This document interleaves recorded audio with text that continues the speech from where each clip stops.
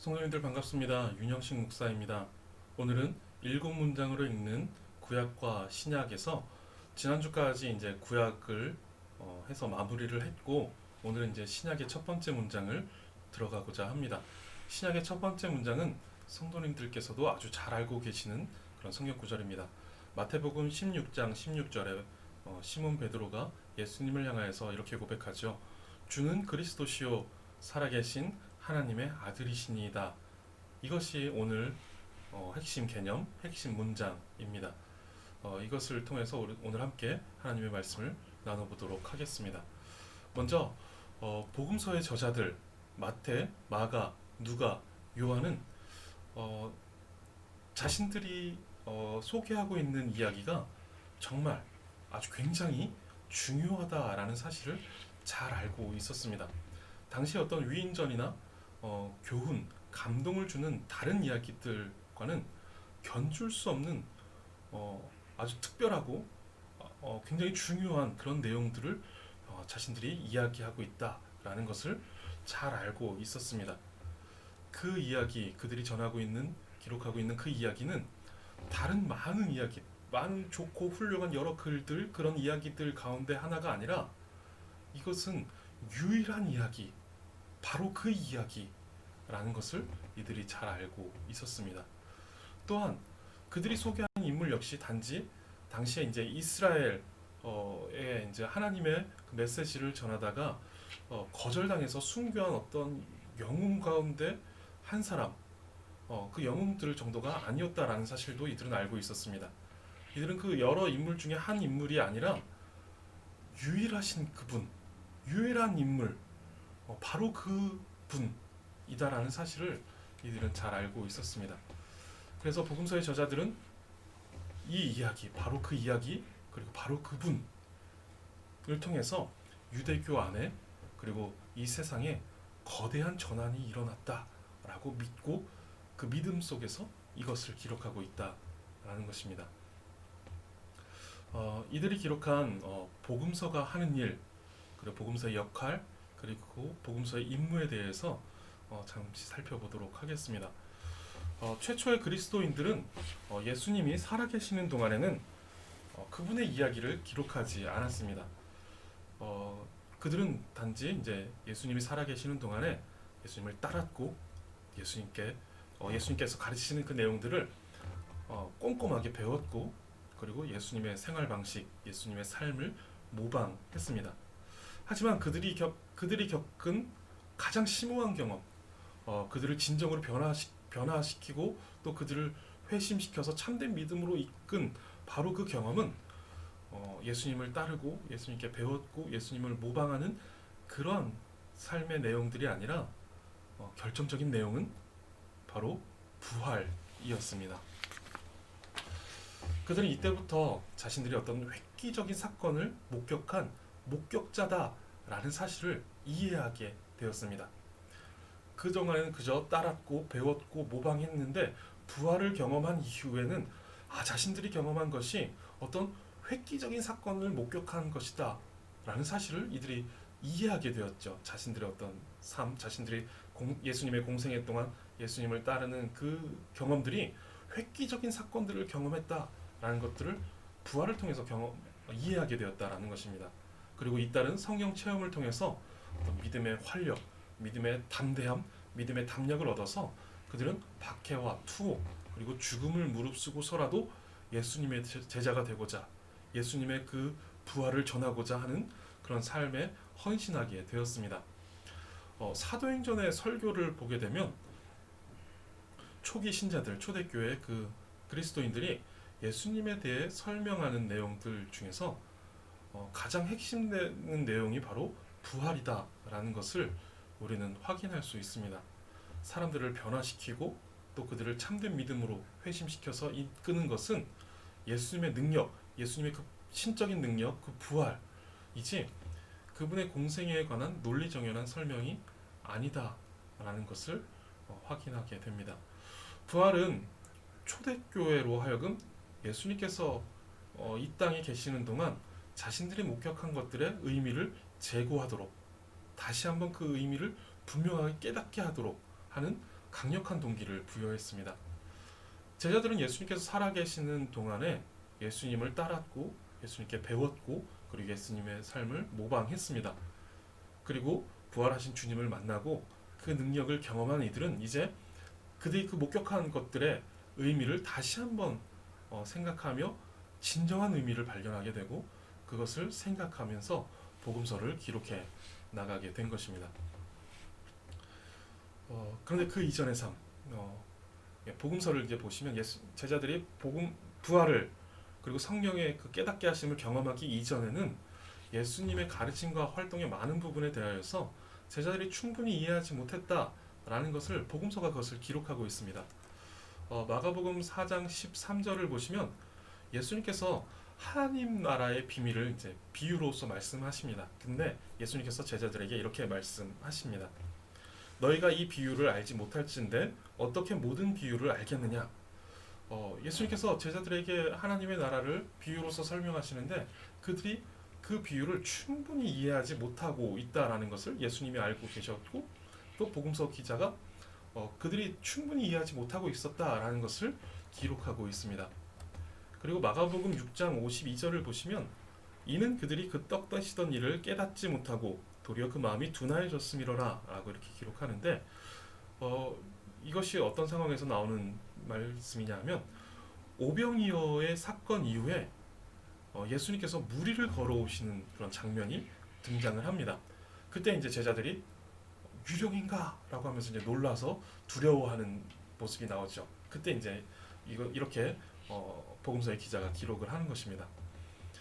제자들은 오병이어라는 아주 놀라운 능력을 경험했습니다. 그 기적을 체험한 것이죠. 예수님의 어떤 신적인 능력을 가지고 계심. 예수님께서 일반 그 다른 평범한 그저 훌륭한 그저 탁월한 인물이 아니다라는 사실을 이들은 오병이어를 통해서 충분히 확인했을 것입니다. 그랬음에도 불구하고 무리를 걸어오시는 예수님을 보면서 유령인가라고 하면서 두려워 떠는 그런 제자들의 모습을 보고 복음서의 기자는 이후에 이제 이것을 생각하면서 그들은 깨닫지 못하고 도리어 마음이 둔하여졌었다라고 이렇게 기록하고 있는 것입니다. 그런데 예수님께서 부활하시고 성령께서 그들의 마음을 일깨워 주신 후에는 비로소 모든 것이 선명해졌습니다. 이것을 또한 복음서의 기자가 기록을 하고 있습니다. 부활과 어떤 성령의 깨닫게 하심을 경험하기 전에는 이들은 깨닫지 못하였고 오히려 마음이 둔하여지고 어두워지고 그래서 예수님에 대해서 분명히 깨닫지 못하고 예수님의 하신 일들을 보면서도 이들은 그것을 분명히 이해하지 못했었습니다. 그런데 예수님께서 부활하시고 성령께서 그것을 이제 그들의 마음에 일깨워 주신 후에는 이들이 모든 것을 선명하게 보게 됩니다. 누가복음에 보면은 예수님의 그 부활의 소문은 들었지만 그것을 믿지 못해서 낙심한 상태로 이제 엠마오로 향하던 두 명의 제자의 이야기를 다루고 있습니다. 그때 이제 낙심하여서 엠마오로 향하던 제자들을 예수님께서 찾아가 그들 앞에 나타나서 그들을 만나 주십니다. 그래서 그들과 함께 떡을 떼시고 그들에게 말씀을 주시고 그들에게 기도를 해주시죠. 그때 이제 그들의 눈이 밝아져 그인 줄 알아보았다라고 복음서의 기자가 기록을 합니다. 그리고 그들은 이제 예수님 그 부활하신 주님을 만나고 깨달은 후에 이들은 엠마오로 가던 길에서 다시 예루살렘으로 그들의 발길을 돌립니다. 예루살렘은 예수님을 십자가에 못 박아 죽인 사람들이 있는 그런 곳이었습니다. 그리고 그들이 자신들도 죽일까 하여 두려워서 방문을 걸어 잠그고 그곳에 모여 있었던 제자들이 있는 곳이 예루살렘입니다. 예루살렘은 그렇게 이 두 제자에게는 두려운 장소였습니다. 그런데 이들은 부활하신 주님을 만난 후에 그 엠마오로 가는 길에서 그 두려움이 있지만 예수님의 그 어떤 능력을 경험한 후에 이들은 그 두려운 곳 그러나 예수님의 그 복음을 전하고 또 제자로서의 삶을 살아가는 그 곳으로 이들은 그들의 발걸음을 삶의 방향을 바꾸었습니다. 초기 기독교의 사상의 두 가지 핵심은 부활과 성령이었습니다.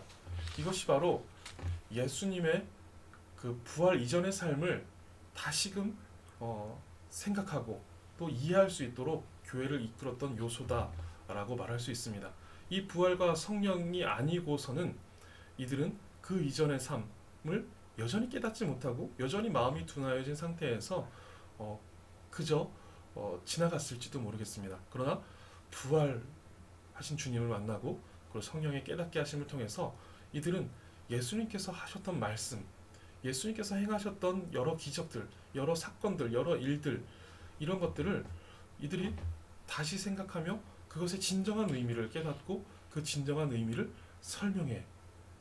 설명하며 기록한 것이죠. 복음서의 저자들의 맡았던 막중한 임무, 즉 복음서가 하는 일은 예수님의 어떤 가르침과 행동을 그저 보존하는 것, 그리고 그것을 그저 전하는 것만이 아니었습니다.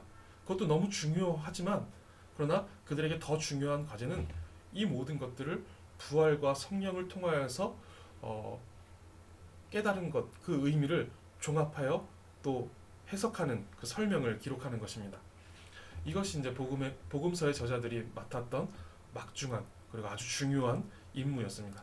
복음서는 이러한 일들을 우리에게 해주는 것이죠. 그들이 종합하고 해석하는 설명을 기록하면서 이제 가졌던 핵심 개념이 있습니다. 바로 베드로가 이제 이렇게 고백하는 것이죠. 주는 그리스도이십니다. 라고 고백하는 것. 그리고 마가복음에서 이제 마가가 하나님의 아들 예수 그리스도의 복음의 시작이다라고 이렇게 시작하는 것입니다. 주께서 그리스도이시다. 주께서 메시아이시다라는 이것이 신약 성경이 말하는 핵심 주장이며 중심이 되는 어떤 개념이다라는 것을 이들이 성경의 저자들이 말해주고 있는 것입니다. 신약 성경이 최초로 제시하는 근원적 선언은 예수님이 성령을 소유하신 기름 부음 받은 자, 즉 그리스도다라는 것을 말하는 것입니다.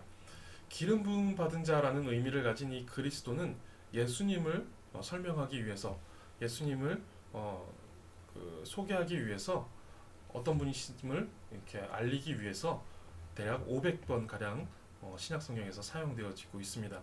이 호칭은 처음부터 모든 기독교 신앙의 핵심 주장이 되었습니다.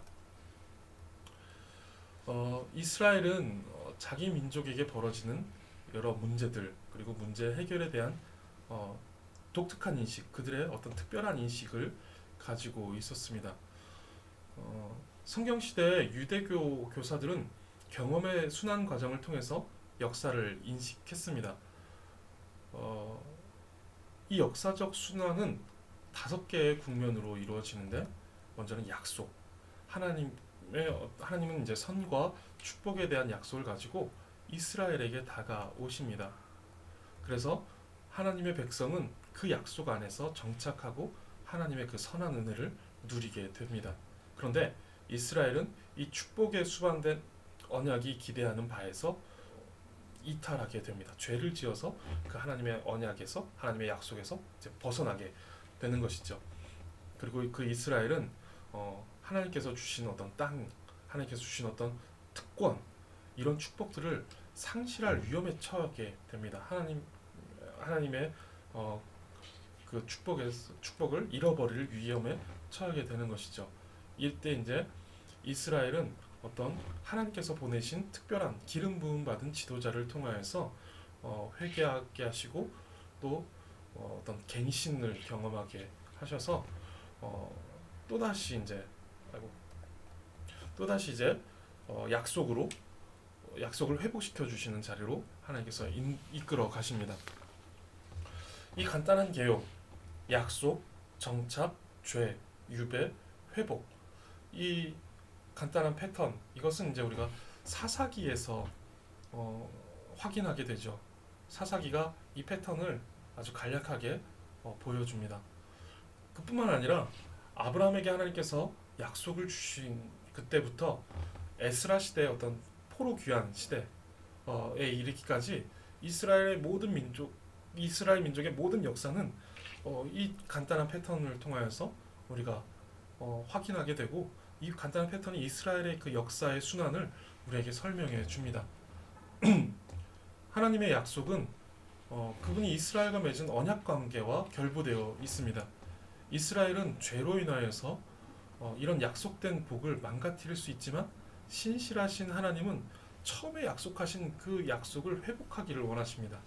이렇게 이스라엘은 전쟁과 또 이방의 침입으로 인해서 이스라엘의 어떤 민족적 재난이 임했을 때, 이스라엘에게는 자신들의 역사와 하나님의 역할을 해석할 수 있는 틀이 있었습니다. 바로 이것이 이 5개의 순환이, 그들이 이제 자신들의 역사가 이랬다, 그리고 하나님께서 그때 어떻게 일하셨다라는 것들을 해석해 주는 틀이 되었던 것이죠.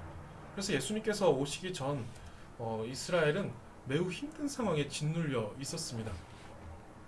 바벨론의 포로에서 돌아와 예루살렘 성벽과 성전을 재건하였습니다.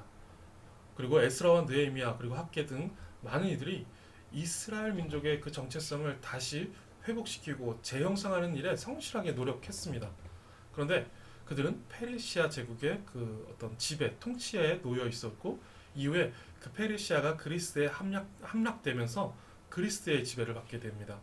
그러다가 그리스의 통치가 약화되면서 짧게나마 독립을 얻었지만, 어떤 내부의 파벌 다툼과 투쟁으로 인해서 어려움은 계속해서 그들 가운데 있었습니다. 그러다가 주전 1세기에 로마 제국이 중동 전체 지역을 정복하게 되었고, 이스라엘은 다시 강력한 그 로마 제국의 지배를 받아서 로마의 속국으로 살아가게 됩니다. 수세기에 걸쳐서, 수백 년에 걸쳐서 이들은 이런 어려움 속에서, 이런 혼란 속에서, 이런 위기 속에서 살아가게 됩니다. 그때 이들이 2가지의 주제에 집중을 하게 되는데, 먼저는 이스라엘의 갱신에 대한 소망을 그들이 관심을 갖고 그들의 마음에 품었습니다. 그리고 정화와 영적 갱신에 대한 열망을 그들이 생각하였고 그들의 마음에 품었습니다. 그들은 하나님께 다윗을 닮은 기름 부음 받은 통치자를 세워주시기를 기도했습니다. 그래서 그를 통하여서 불의한 통치자를 쫓아내고 정화시켜 주실 것을 바랬고, 또한 그를 통해서 이방 민족들을 그 땅에서 몰아내고 의인들을 다시금 그 땅으로 돌아오게 해주시기를 바랬습니다. 그렇게 유대인들은 하나님이 약속하신 축복을 되찾을 것을 기대했습니다. 그리고 이것이 오직 기름 부음 받은 지도자를 통해서 해결될 것이다 라고 이들은 생각했습니다. 그들의 지난 역사가 그것을 그렇게 보여주고 있기 때문에, 그들은 그렇게 경험했기 때문에 그들은 그렇게 해결될 것이다 라고 생각했습니다. 이것이 예수님의 시대에 이스라엘 백성들이 가지고 있었던 아주 보편적인 기대였고 보편적인 생각이었습니다. 이처럼 정치적 그리고 영적 구속을 바라는 그 열망이 이스라엘 민족 안에 널리 퍼져 있었습니다. 그런데 예수님께서 이스라엘의 그 역사 안으로 들어오셨을 때 이스라엘은 정치적 혼란 그리고 갈등이 그들 가운데 가득했습니다. 저항의 회의를 느끼는 자들이 있었습니다. 그냥 이대로 살자, 너무 힘들다 라고 하는 이들이 있었고, 아니다, 끝까지 싸우자, 메시아적 지도자들을 기름 부음 받은 그 지도자를 우리가 찾아서 그와 함께 싸워 나가자, 이기자 라고 하는 이들이 있었습니다. 이런 상황에서 예수님의 세례는 여러 가지 중요한 주제들을 떠올려 주었습니다. 요단강에 잠기시는 정결행위를 통하여서 예수님은 사역을 시작하십니다. 그리고 성령께서 능력으로 기름을 부으시고, 또 하늘에서 시편 2편이 하나님의 음성으로 울려 퍼지면서 너는 내 아들이라, 내 사랑하는 아들이다 라는 이 말씀이 울려 퍼지면서 예수님께서 하나님의 아들이심을 복음서의 저자는 밝히고 있습니다. 그리고 예수님은 여호수아처럼 요단강에서 올라와 광야로 나가 사탄을 물리치십니다. 여호수아가 요단강을 건너 가나안 땅을 정복하는 것과 같은 내용이죠. 그리고 모세처럼 산에서 하나님의 말씀을 선포합니다. 그리고 엘리야처럼 옷 입은 사도 요한이 세례 요한이 이 세상에 오신 예수님을 알리는 그런 역할을 하게 됩니다. 예수님은 이스라엘의 소망을 성취하시는 분으로서 등장하십니다. 그리고 그분은 성령의 능력을 힘입어 놀라운 기적을 행하시고 또 심오한 가르침을 주십니다. 복음서에 기록된 예수님의 사역은 이 같은 생각들을 강화시켜 줍니다. 그리고 바로 이것이 마가가 자신의 복음서를 복음, 즉 좋은 소식이라는 단어로 시작하는 이유입니다. 그리고 마가는 예수님에 대한 제자들의 인식이 점점 확장되어 가는 모습을 서술하고 있는데, 그러면서 이제 그분에 대한 계시의 핵심 내용이 복음서의 정중앙에 놓이도록 합니다. 마가복음은 총 16장으로 되어 있는데 마가복음의 중간인 8장 29절에서 마가는 이것을 기록하죠. 예수님께서 제자들에게 사람들이 자신에 대해서 무엇이라 하느냐라고 이렇게 질문하시는 내용을 기록하고, 그때 이제 몇 번의 오답이 오간 뒤에 베드로가 이렇게 고백합니다. 주는 그리스도이시니이다 라고 마가복음 8장 29절에서 말씀하고 있습니다. 이 아주 중요하고 핵심되는 이 고백을 마가는 마가복음의 정중앙에 기록하고 있다라는 것입니다.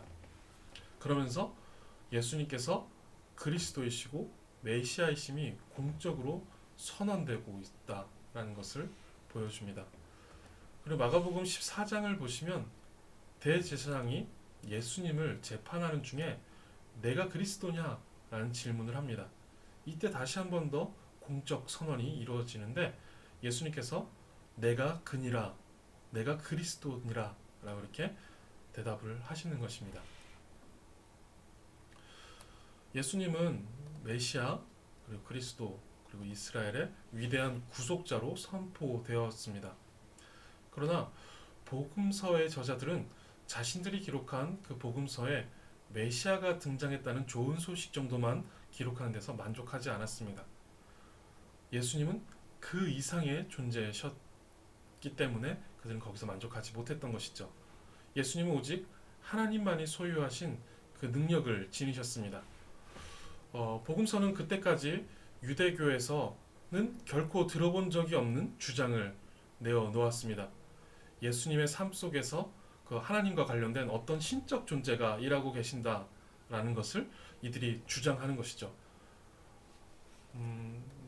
마태복음 10장 33절을 보시면 누구든지 사람 앞에서 나를 부인하면 나도 하늘에 계신 내 아버지 앞에서 그를 부인하겠다 라고 이렇게 말씀하십니다.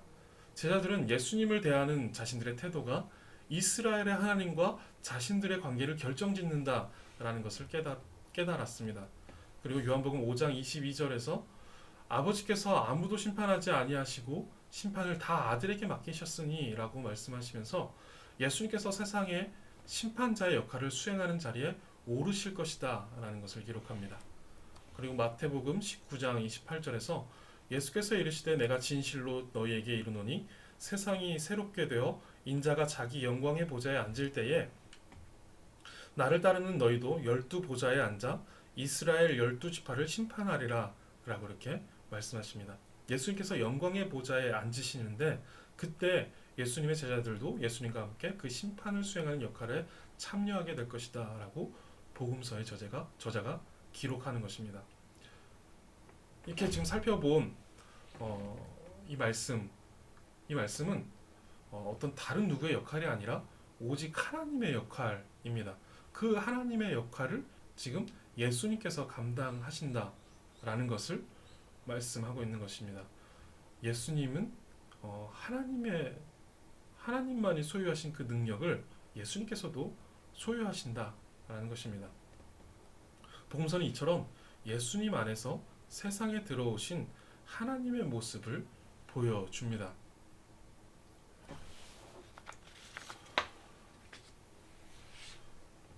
메시아직은 신성과 결합되었고 성부는 아들 안에서 우리를 찾아오셨고 또 예수님은 강림하신 하나님이시다라는 이것을 이 사실을 복음서는 기록하고 있습니다. 그래서 베드로는 주는 그리스도시오라는 고백과 함께 살아계신 하나님의 아들이십니다. 즉 주는 하나님이십니다. 라는 고백을 했던 것입니다. 예수님의 신적인 정체성을 가지고 계셨다라는 고백인 것이죠. 그 신적 정체성을 지니신 예수님께서 메시아로 그리스도로서 기름 부음 받은 자로서 이스라엘의 그 중심 가운데 찾아오셨고 또 우리 가운데 찾아오신 것입니다. 베드로는 그분을 고백하고 있는 것이고 복음서의 저자들 역시 그것을 복음서의 핵심 주제로 핵심 내용으로 개념으로 삼고 있는 것입니다. 복음서의 저자들은 예수님의 부활을 경험하고 또 성령의 깨닫게 하시는 은혜를 통하여서 그들의 눈이 밝아졌습니다. 그래서 그들은 그 부활과 성령을 경험한 그 시점에서 그 이전에 예수님을 따랐고 예수님께 배웠고 예수님의 삶을 모방했던 그런 여러 경험들의 진정한 의미, 그것들을 종합하고 또 그것을 바르게 다시금 해석하여서 그것을 설명하는 것을 이제 복음서를 통해서 기록한 것이죠. 우리도 예수 그리스도의 그 부활 그리고 성령의 조명하심을 날마다 경험하여서 우리의 마음의 눈이 밝아지기를 원합니다. 그래서 복음서의 저자들이 그와 같이 깨달은 바를 기록한 것을 우리는 동일한 은혜 가운데 그 말씀을 통하여서 하나님의 그 뜻을 그 말씀의 바른 의미를 깨닫고 하나님을 참되게 믿고 하나님을 참되게 고백하는 우리 모두가 되기를 간절히 바라겠습니다.